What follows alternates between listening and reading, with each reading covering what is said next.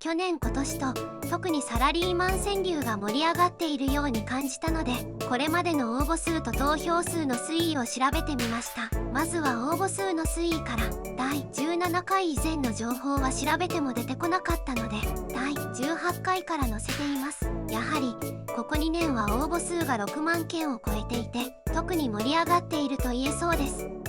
第18回から5年ほどは横ばいが続いていましたが、第25回頃から右肩上がりで伸びていますね。ちなみに第30回の時のプレスリリースに応募数は20年ぶりに5万句を突破と書いてあったので、こちらのグラフ上では第29回までは5万件を割っていますが、第10回時点では応募数が5万件あったようですね。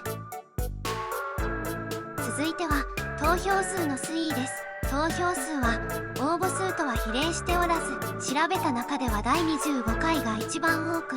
13万1380票でした。応募数と投票数を重ねてみるとこんな感じ。第18回や第19回などは投票数が応募数の4倍5倍もの数字ですが、近年になるにつれて投票数が応募数の2倍を割るような形に。最近は他人が作った作品に投票する人よりも自分で作品を作ろうとする人が増えているようです。まだ応募したことがないという方も次回